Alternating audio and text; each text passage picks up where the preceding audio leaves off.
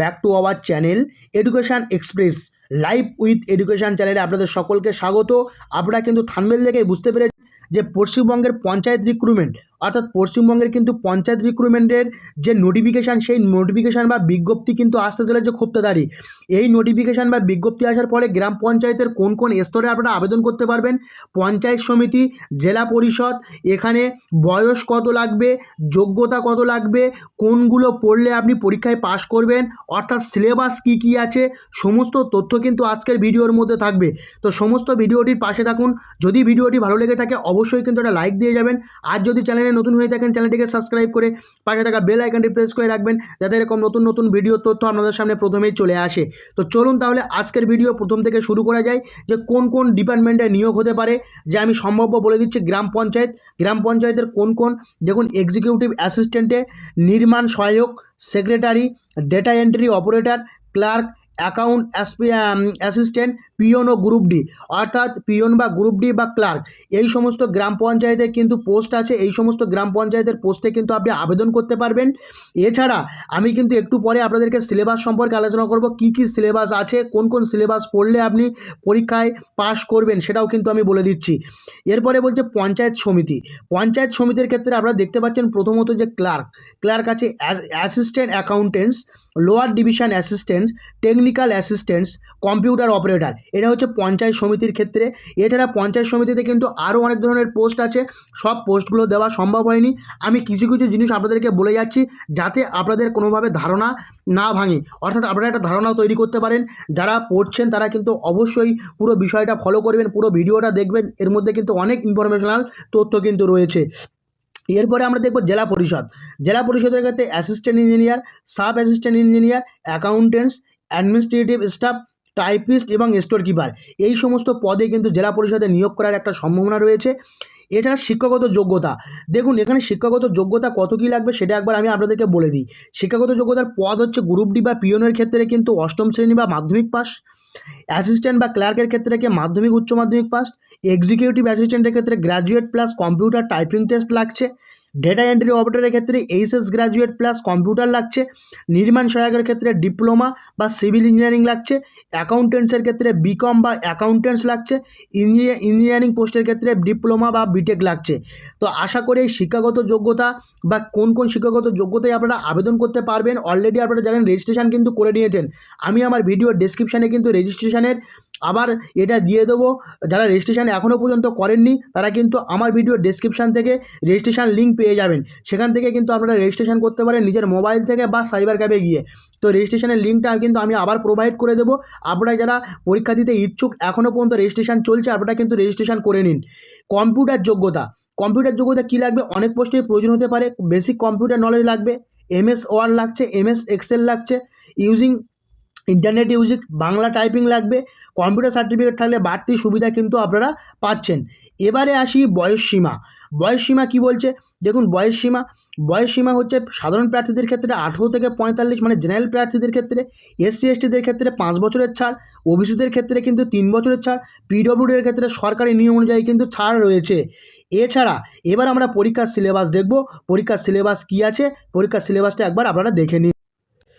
তো প্রথমত আপনারা পরীক্ষার সিলেবাস দেখতে পাচ্ছেন, গ্রাম পঞ্চায়েত বিষয়ভিত্তিক সিলেবাস, অর্থাৎ আপনার যে বিষয়, কোন কোন বিষয়ে পরীক্ষা হচ্ছে, টোটাল 85 মার্কের পরীক্ষা হচ্ছে।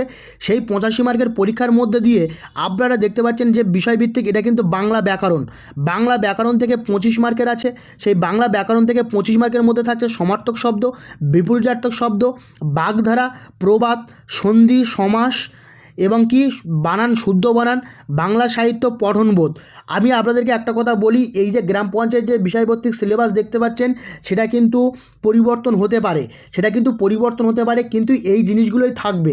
আপনারা কিন্তু এগুলো বাড়িতে প্র্যাকটিস করুন, এই জিনিসগুলোই থাকবে এবং এগুলো কিন্তু একটু প্র্যাকটিস যদি বাড়িতে করেন তাহলে কিন্তু বিষয়টা ভালো হয়। কিন্তু সিলেবাস পরিবর্তন হলেও কিন্তু এই সেম জিনিসগুলোই থাকবে।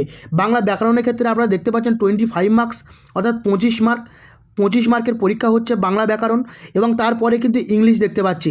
ইংলিশের ক্ষেত্রে দেখুন প্রথমে হচ্ছে গ্রামার থাকছে, তারপর থাকছে টেন্স থাকছে, তারপর আর্টিকেল থাকছে, প্রিপোজিশন থাকছে, ভোকাবুলারি, সিনোনিম, অ্যান্টোনিমস থাকছে, ইডিয়ম ফ্রেজ থাকছে, সেন্টেন্স কারেকশান থাকছে, কম্প্রিহেনশন থাকছে।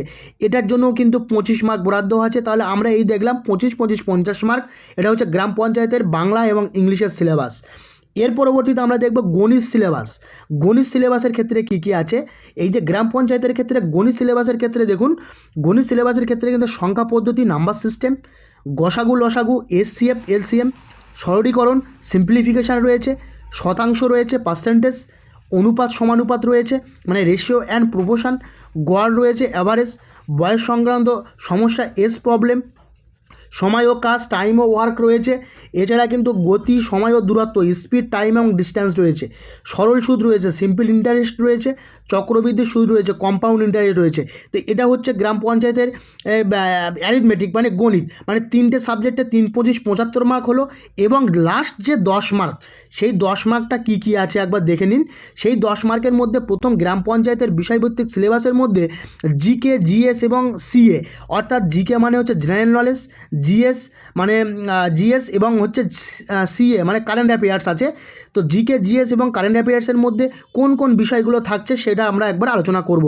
দেখুন হিস্ট্রি মানে জেনারেল নলেজের মধ্যে বা কারেন্ট অ্যাফেয়ার্সের মধ্যে হিস্ট্রি থাকছে মানে ইতিহাসের মধ্যে থাকছে প্রাচীন, মধ্য ও আধুনিক ভারত, স্বাধীনতা আন্দোলন, এটা কিন্তু থাকছে। দ্বিতীয় হচ্ছে কি জিওগ্রাফির ক্ষেত্রে কী কী থাকছে একবার আপনারা দেখে নিন। এই জিওগ্রাফির ক্ষেত্রে কিন্তু থাকছে ভারত, পশ্চিমবঙ্গ, নদী, পাহাড় ও জলবায়ু। অর্থাৎ ভারত থাকছে, ইন্ডিয়ার ম্যাপ থাকছে, পশ্চিমবঙ্গে নদী থাকছে, পাহাড় থাকছে, জলবায়ু থাকছে। এটা হচ্ছে জিওগ্রাফির মধ্যে কিন্তু পড়ছে। পলিটিক্যাল সায়েন্সের মধ্যে কি সংবিধান, মৌলিক অধিকার, পঞ্চায়েতি রাজ ব্যবস্থা এবং স্থানীয় শাসন, এই জিনিসগুলো থাকছে। ইকোনমির মধ্যে থাকছে কৃষি, গ্রামীণ অর্থনীতি, পরিকল্পনা।